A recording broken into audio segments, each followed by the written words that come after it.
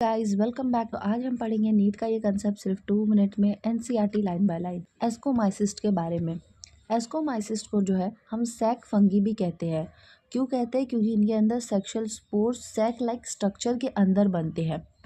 ये ज़्यादातर जो है मल्टीसेलुलर होते हैं, एग्जाम्पल पेनिसिलियम, लेकिन रेयरली यूनिसेलुलर भी होते हैं, एग्जाम्पल यीस्ट, सैकरोमाइसिस।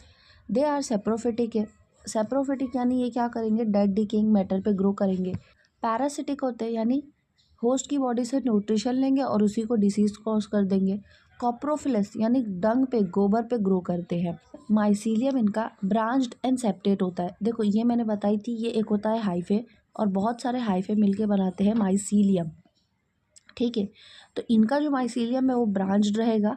ये जैसे आपको दिख रहा है, ये ब्रांच्ड है यहाँ से। एंड सेप्टेट यानी यहाँ पे ये क्रॉसवर्ड सेप्टा प्रेजेंट होगी। अब बात करते हैं इनके रिप्रोडक्शन की। इनके रिप्रोडक्शन में जो है सबसे पहले आते हैं ए सेक्शुअल रिप्रोडक्शन में। तो ए सेक्शुअल रिप्रोडक्शन में जो है स्पोर्स को कोनिडिया कहा जाता है। स्पोर्स को क्या कहते हैं? हम कोनिडिया कहते हैं। बाहर की तरफ स्पेशल माइसीलियम पर बनते हैं, एक्सोजीनियसली फॉर्म होते हैं। किसमें? ए सेक्शुअल रिप्रोडक्शन में एक्सोजीनियसली फॉर्म होते स्पेशल माइसीलियम, जिसे हम कोनिडियोफोर्स कहते हैं। जब कोनिडिया जर्मिनेट करते हैं तो नया माइसीलियम बन जाता है। ठीक है, अब बात करते हैं किसकी? सेक्सुअल रिप्रोडक्शन की। जो सेक्सुअल रिप्रोडक्शन में जो स्पोर्स को कहा जाता है एस्कोस्पोर्स।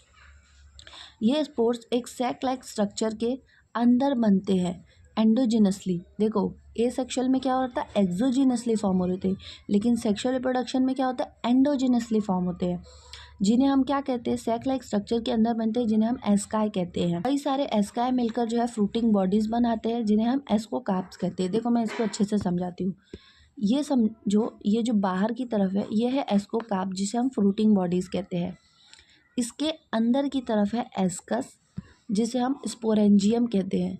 और स्पोरेंजियम के अंदर है स्पोर्स, जिन्हें हम एस्कोस्पोर्स कहते हैं। होप तुम्हें यहाँ से जो है रिप्रोडक्शन का क्लियर हो गया होगा कंसेप्ट।